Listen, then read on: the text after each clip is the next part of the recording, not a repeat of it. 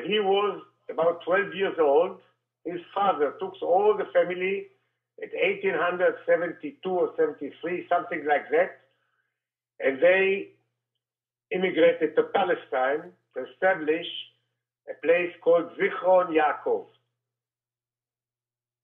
After they got malaria, they went from Zichron Yaakov to Egypt, and my father, he was at that time about 15 years old, or 14, 15 years old, left the family, my grandfather, and went to the Far East to be a sailor.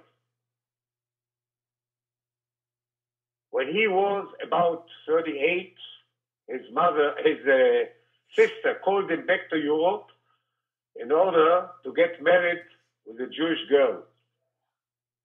So he came from Indonesia and to Europe, to Austria, to the city Vienna. There he married my grandmother, Paula Lichtenstern, and after a year, my father, Gustav Gershon Kalinhoff, was born. At the age of 6, they wandered from Austria to Hamburg.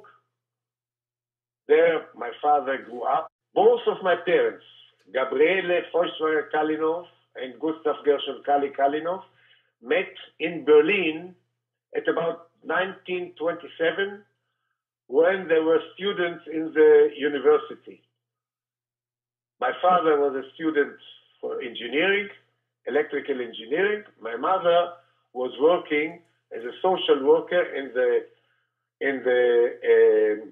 community of Berlin. And they were in a Zionist organization called Blue Weiss. My mother was working in the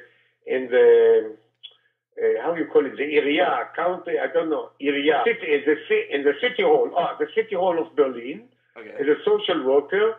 And one of the first rules of Hitler was to throw away the Jews at work. So my mother was also, she left her work.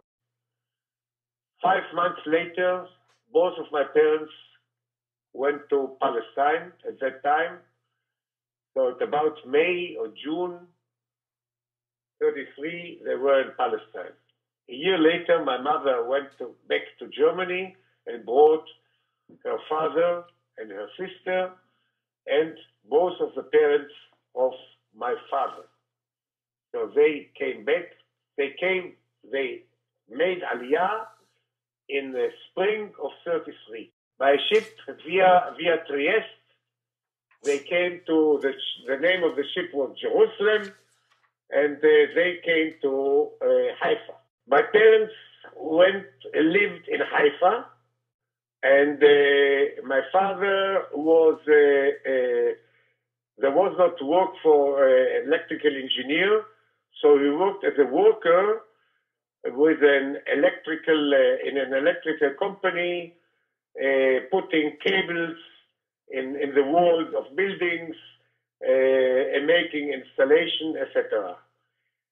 2 years later, he built a small business in the main street at that time in Haifa, which is called Herzl Street, with a friend of him, and it was a store, electrical appliance store, called Kalinhoff at Leuchter.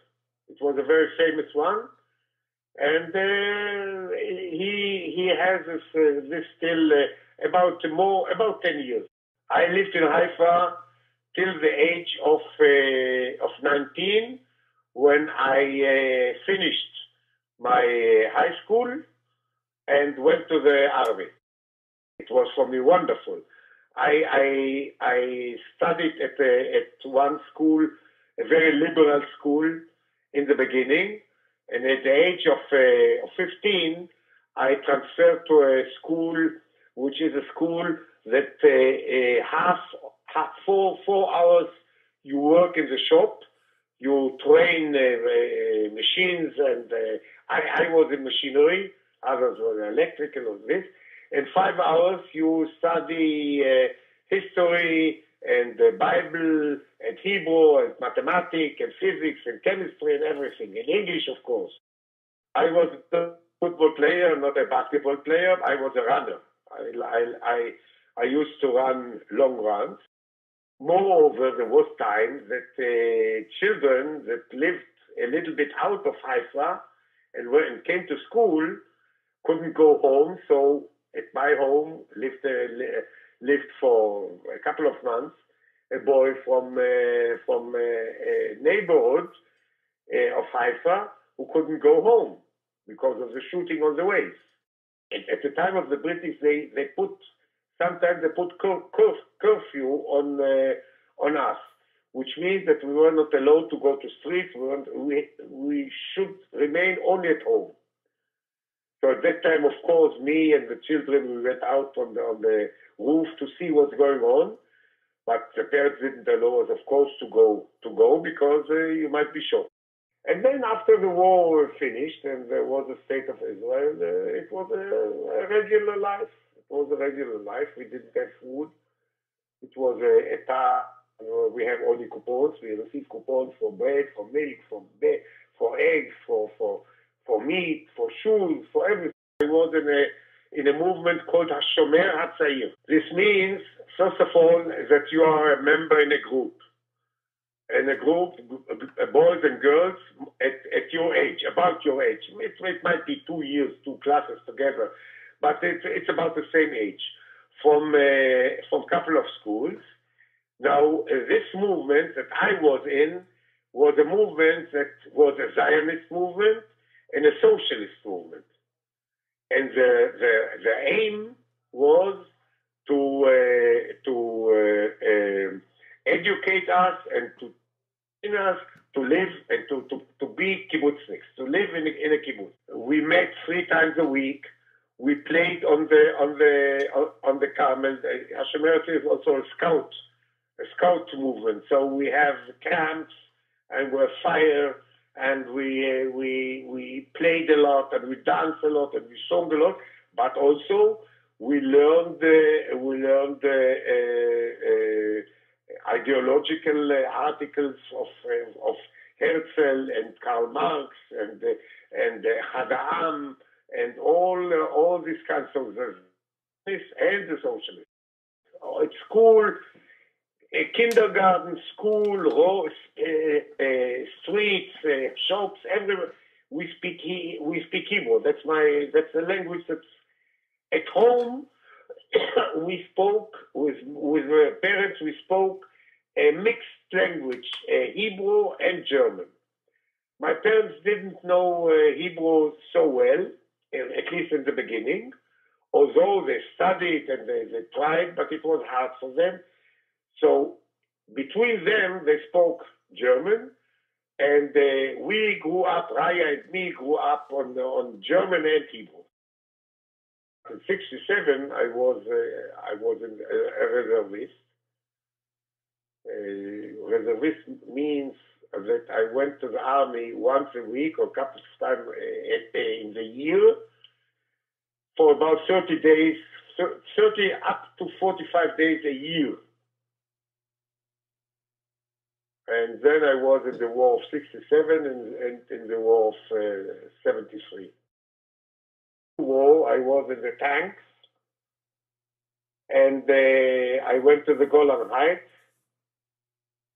I began from the Kinneret and up till 40 kilometers from Damascus. We were in the company that went from the Kinneret up to the Golan Heights and then to the north, and then we passed to Syria, into Syria, and up to a place called the Knackers, which is about 40 kilometers from Damascus.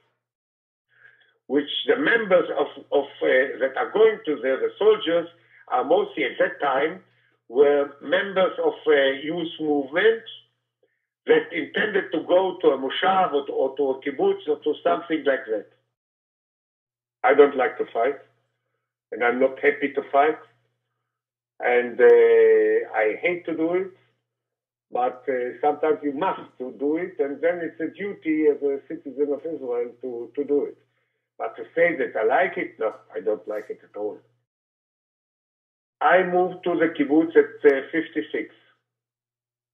At 56, when during the end of my army service, our group of the youth movement, we established a kibbutz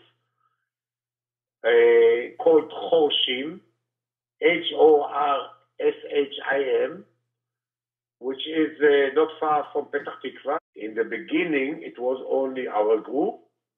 Then joined us two groups from France, Jews from France, who came from France, made Aliyah and joined the kibbutz. They were also in the youth movement there. And later on came also Jews from Brazil. To establish a kibbutz, we have to do everything for ourselves. We have to build our buildings. Yeah? Okay, they were built by at the very beginning, but then we have to go to the fields and to work in the agriculture.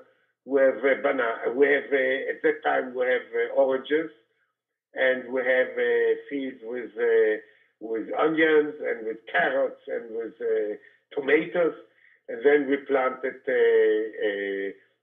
avocado later on, and we have a poultry farm. I was the treasurer of the kibbutz, the one who was of the finance of the kibbutz. I was in a lot of how you call committees. Once was to make the festival, the Hagim, and one time I was in Hatzagot and everything like that. After at that time studied as a nurse in a hospital not far from our kibbutz called Petah Tikva. And a member of the kibbutz, a girl, studied there also. And there was a Purim party in the kibbutz. So this girl brought her friend girl, which was Savta Tchia, a young girl, to the Purim party. And in that Purim party, we made a lot of shows and a lot of this. And I was my Purim mask was to be a donkey. The Shakespeare Summer Dream theater, and I was the donkey. So I have a mask, a big cardboard mask on my face. And no one could see me. It happens to be that I was also at that evening a driver, which means in the kibbutz, every night another one was a driver in order to bring the people from the main road to the place, because you couldn't walk it by foot. So I brought them back to the hospital, and then at that occasion I was forced to take up my mask. So she saw me and I saw her, and we know each other. During the next month, we met sometimes, and she came with us to a trip, and she came with her, and then we get friends. And about a year later, we got married.